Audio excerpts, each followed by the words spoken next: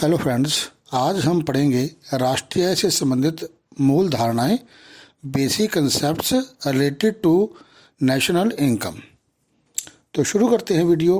राष्ट्रीय आय से संबंधित मूल धारणाओं के साथ राष्ट्रीय आय के विषय को समझने के लिए कुछ मूल धारणाओं की जानकारी आवश्यक है।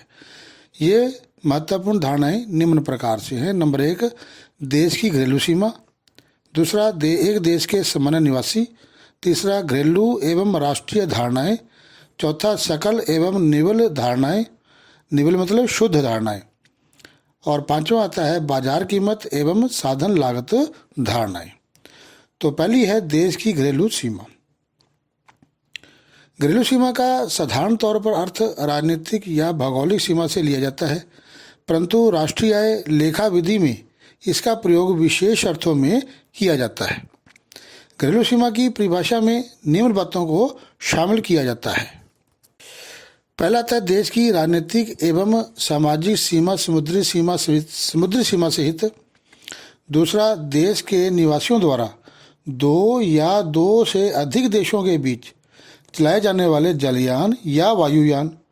तीसरा, मछली पकड़ने की नौकाएं, तेल व प्राकृतिक गैस तैरते हुए प्लेटफॉर्म जो अंतर्राष्ट्रीय जल सीमा में देश के निवासियों द्वारा चलाए जाते हैं, जिसमें देश को तेल खोदने का अधिकार है।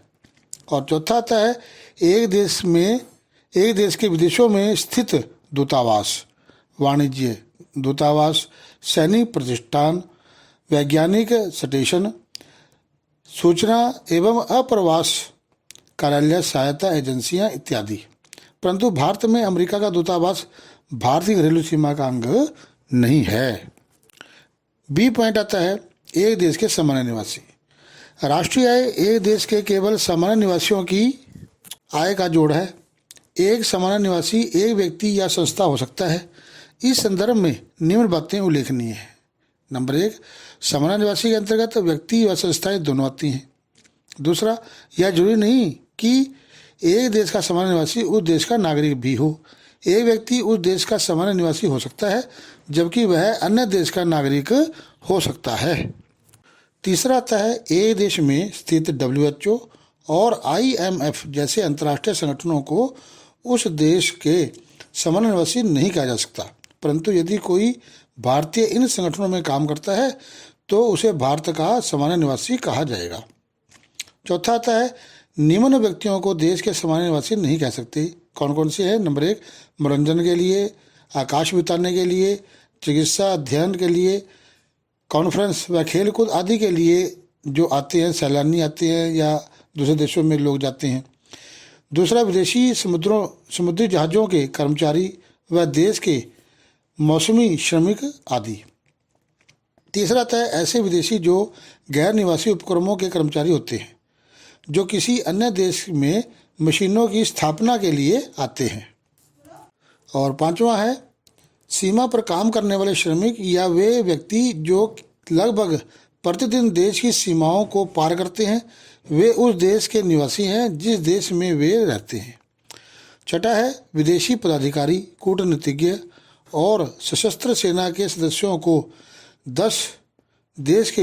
उस देश के सामान्य निवासी माना जाता है जिनके वे निवासी होते हैं, न कि जिनके वे काम करते हैं। अब आता है तीसरा पॉइंट, घरेलू एवं राष्ट्रीय धारणाएं। घरेलू आय या उत्पाद, इस धारणा का संबंध किसी देश की घरेलू सीमा में सभी उत्पादकों द्वारा उत्पादित उत्पादन से है, जबकि राष्ट्रीय आय का इस धारणा का संबंध किसी देश के सामान्य निवासियों द्वारा देश की घरेलू सीमा व शेष विश्व में किए गए उत्पाद से है। यदि घरेलू उत्पाद में विदेशों से प्राप्त शुद्ध साधन आय को जोड़ दिया जाए तो राष्ट्रीय उत्पाद का अनुमान लगाया जा सकता है।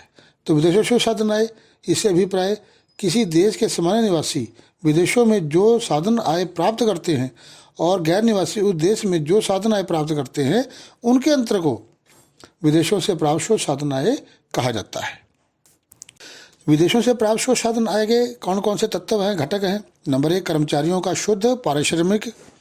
दूसरा, संपत्ति और उद्यमशीलता से प्राप्त शुद्ध आय। तीसरा, विदेशों में निवासी कंपनियों की शुद्ध प्रतिधारित आय। चौथा पॉइंट आता है सकल और शुद्ध धारणाएं। सकल धारणाएं, सकल उत्पाद में शुद्ध उत्पाद के अतिरिक्त स्थायी पूंजी का उपभोग शामिल किया जाता है। स्थायी उपभोग में सामान्य टूट फूट प्लस अप्रचलन प्लस आकस्मिक हानि की सामान्य दर शामिल की जाती है, जबकि शुद्ध धारणाओं में इसमें सकल उत्पाद में से स्थायी पूंजी के उपभोग को घटाकर शुद्ध उत्पाद को प्राप्त कर लिया जाता है। अब आता है अचल पूंजी का उपभोग या मूल्य ह्रास। इससे अभिप्राय है एक लेखा वर्ष में सामान्य टूट फूट, अनुमानित अप्रचलन और आकस्मिक हानि की सामान्य दर के कारण स्थायी पूंजी के मूल्य में होने वाली हानि है। आता है अचल पूंजी के उपभोग में तीन मुख्य कारण है। पहला है सामान्य टूट फूट। वस्तुओं व सेवाओं के उत्पादन के दौरान अर्थव्यवस्था में मशीनों, इमारतों व यंत्रों में घिसावट होती है, जिससे उनके मूल्य में कमी आ जाती है। दूसरा, अनुमानित अप्रचलन। तकनीकी या अन्य कारणों से कुछ मशीनों का प्रयोग बंद हो जाता है, जिससे उसका मूल्य कम हो जाता है। तीसरा, आकस्मिक हानि की दर। कई बार पूंजीगत पदार्थों की आकस्मिक दुर्घटनाएं होती रहती हैं, जिनसे उनके मूल्य में कमी आ जाती है। अब आता है बाजार कीमत व साधन लागत या साधन लागत धारणाएं या कारक लागत धारणाएं। बाजार कीमत धारणा। बाजार कीमत में व्यक्त राष्ट्रीय आय या उत्पाद को बाजार कीमत पर राष्ट्रीय आय कहा जाता है। इसमें दो प्रभाव शामिल होते हैं। नंबर एक, आर्थिक सहायता का प्रभाव, जिसके कारण कीमत घटती है, और अप्रत्यक्ष, दूसरा है अप्रत्यक्ष करों का प्रभाव, जिसके कारण बाजार कीमत बढ़ती है। दूसरा आता है साधन लागत धारणा। साधन लागत के रूप में व्यक्त राष्ट्रीय आय का साधन लागत पर राष्ट्रीय आय कहा जाता है। साधन लागत के रूप में व्यक्त राष्ट्रीय आय को ही साधन लागत पर राष्ट्रीय आय कहा जाता है। साधन लागत आर्थिक सहायता और अप्रत्यक्ष करों से के प्रभाव से मुक्त होती है। धन्यवाद।